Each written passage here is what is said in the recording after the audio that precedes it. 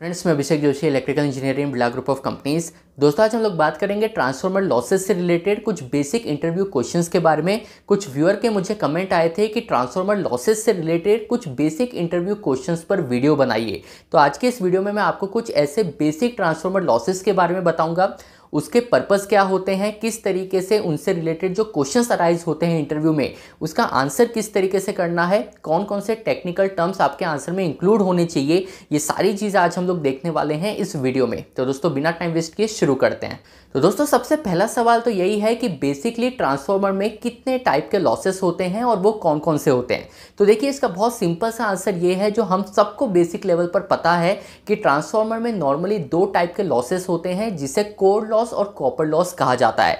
यहाँ पर main question आपसे ये पूछा जाएगा कि ये जो कोर लॉस और कॉपर लॉस आप कह रहे हैं, इसमें कांस्टेंट लॉसेस कौन से हैं और वेरिएबल लॉसेस कौन से हैं। तो यहाँ आपको ये चीज़ पता होनी चाहिए कि ट्रांसफार्मर में जो कोर लॉस होते हैं, कोर लॉस को हम लोग कांस्टेंट लॉस कहते हैं और कॉपर लॉस को हम लोग वेरिएबल लॉस कहते हैं। अब यहाँ पर आपसे क्रॉस क्वेश्चन ये किया जाएगा कि ये क्या रीज़न है कि कोर लॉस को कांस्टेंट लॉस कहा जाता है। ऐसा क्यों है कि ट्रांसफार्मर में कोर लॉस का मैग्नीट्यूड लगभग कांस्टेंट रहता है, इसके पीछे का रीज़न क्या है। तो देखिए, इसका सिंपल सा आंसर ये है कि ये जो कोर लॉस होते हैं ये बेसिकली वोल्टेज डिपेंडेंट होते हैं।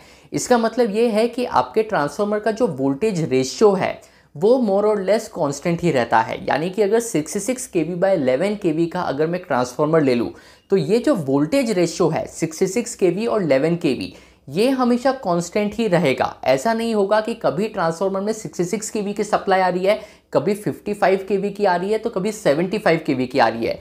वोल्टेज कभी भी बहुत ज़्यादा फ्लक्चुएट नहीं होते। अगर आपके ट्रांसफार्मर का रेशियो 11 kV बाय 415 वोल्ट है तो ये जो वोल्टेज है ये हमेशा कांस्टेंट ही रहेगा। और क्योंकि आपका कोर लॉस वोल्टेज पर डिपेंड करता है और वोल्टेज हमेशा कांस्टेंट ही रहता है, यही रीज़न है कि ट्रांसफार्मर में जो कोर लॉसेस होते हैं ये भी हमेशा कांस्टेंट ही रहते हैं। तो अगर आपसे इंटरव्यू में ये पूछा जाता है कि अगर कोई ट्रांसफार्मर 50% पर लोडेड है और दूसरा एक ट्रांसफार्मर है जो 80% पर लोडेड है, तो कौन से ट्रांसफार्मर में कोर लॉस ज़्यादा होंगे। तो इसका आंसर ये होगा कि दोनों ही ट्रांसफार्मर में कोर लॉस कांस्टेंट ही होंगे, क्योंकि जो कोर लॉस होते हैं ये वोल्टेज पर डिपेंड करते हैं, इस पर डिपेंड नहीं करते कि आपके ट्रांसफार्मर पर लोड कितना प्रोवाइड किया गया है।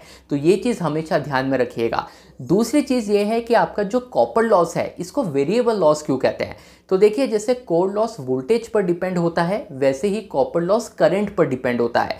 यानी कि आपके ट्रांसफार्मर की जो वाइंडिंग है, वाइंडिंग से जितने ज़्यादा मैग्नीट्यूड ऑफ करंट फ्लो होगा, कॉपर लॉस का मैग्नीट्यूड भी उतना ही ज़्यादा होगा। देखिए, कॉपर लॉस का बेसिक सा मतलब ये होता है कि कॉपर का जो इंटरनल रेजिस्टेंस है उसके वजह से भी कुछ लॉसेस ट्रांसफार्मर में प्रोड्यूस होते हैं। जैसे हर एक कंडक्टर में कुछ इंटरनल लॉसेस होते हैं, कुछ इंटरनल रेजिस्टेंस होता है, वैसे ही कॉपर में भी, चाहे कॉपर कितना भी अच्छा गुड कंडक्टर ऑफ इलेक्ट्रिसिटी हो, लेकिन कॉपर में उसका खुद का भी एक इंटरनल रेजिस्टेंस होता है, जिसके वजह से सम मैग्नीट्यूड ऑफ लॉसेस हमेशा आपके कॉपर में या किसी भी मटेरियल में हमें देखने को मिलते हैं।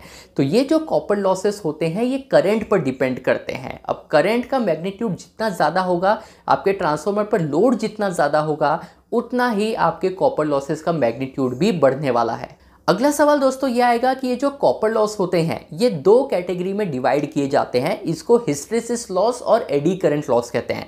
अब क्या आप ये डिफाइन कर सकते हैं या क्या आप ये सिंपल टर्म्स में समझा सकते हैं कि हिस्टैरिसीस लॉस क्या होता है और एडी करंट लॉस क्या होता है। तो देखिए, मैं आपको बहुत सिंपल वे में बताता हूँ कि इन दो चीज़ों को आपको एक्सप्लेन कैसे करना है। देखिए, ट्रांसफार्मर एक एसी डिवाइस है, यानी कि ट्रांसफार्मर में हम लोग जो वोल्टेज अप्लाई करते हैं वो अल्टरनेटिव वोल्टेज अप्लाई करते हैं, यानी कि एसी सप्लाई हम लोग ट्रांसफार्मर को देते हैं।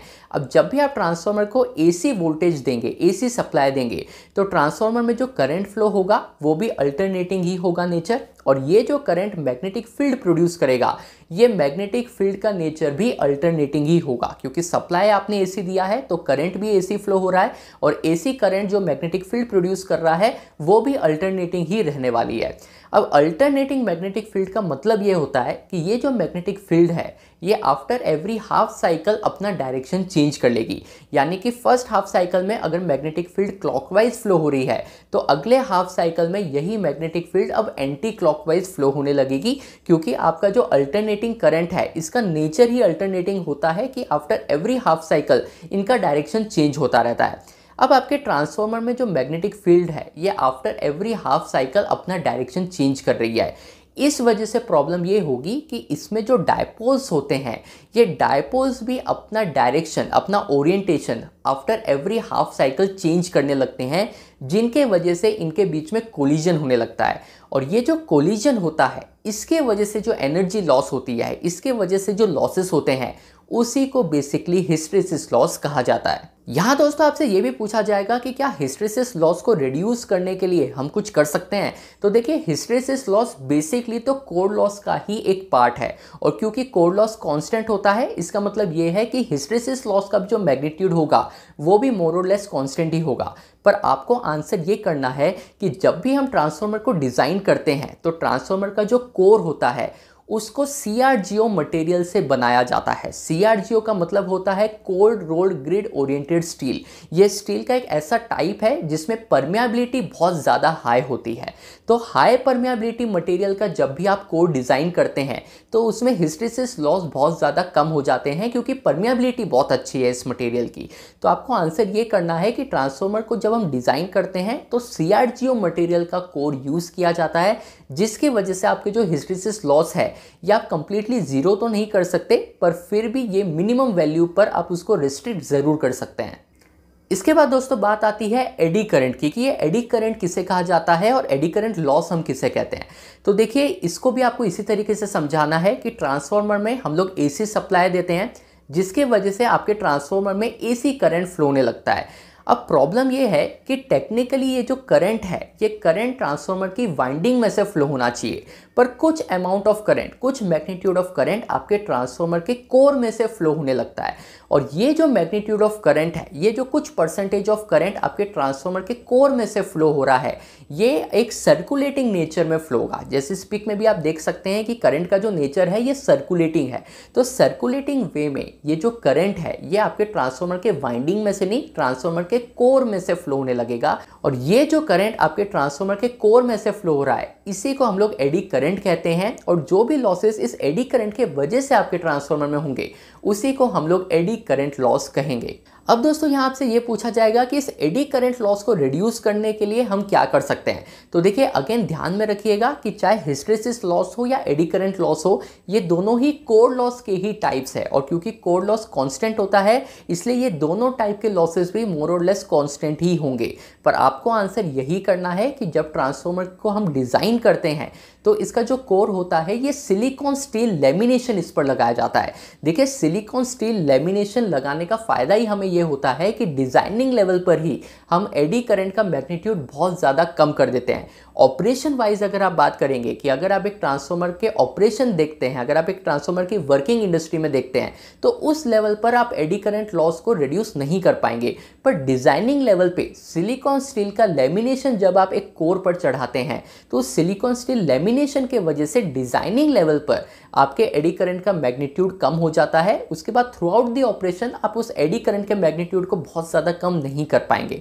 तो इंटरव्यू में आपको आंसर यही देना है कि हिस्टैरिसीस लॉस को रिड्यूस करने के लिए CRGO मटेरियल यूज़ किया जाता है। ये हम इसलिए यूज़ करते हैं क्योंकि इस मटेरियल का परमेबिलिटी बहुत अच्छा होता है। एडी करंट लॉस को रिड्यूस करने के लिए हम कोर पे सिलिकॉन स्टील का लेमिनेशन करते हैं, जिसकी थिकनेस 0.35 mm होती है। ये मैं आपको एक्स्ट्रा बता रहा हूँ, ये आप नहीं बोलेंगे तो भी चलेगा, लेकिन सिलिकॉन स्टील का लेमिनेशन कोर पर किया जाता है, जिसके वजह से एडी करंट का जो मैग्नीट्यूड है वो आप रिड्यूस बिल्कुल कर सकते हैं। तो दोस्तों, ये कुछ बेसिक इंटरव्यू क्वेश्चन थे जो ट्रांसफार्मर लॉसेस से रिलेटेड एंट्री लेवल पे आपसे ज़रूर पूछे जा सकते हैं। मैंने क्विकली आपको आंसर दिया है ताकि आपका बहुत ज़्यादा टाइम भी वेस्ट ना हो और आप एक फ्रेम कर सके कि इंटरव्यू में किस तरीके से आपको आंसर करना है। तो दोस्तों, ये वीडियो अगर आपको पसंद आया हो तो मुझे कमेंट बॉक्स में बताइएगा। मैं आपसे मिलता हूँ कल ऐसे एक इंटरेस्टिंग टॉपिक के साथ। तब तक अपना ध्यान रखिए। Good bye.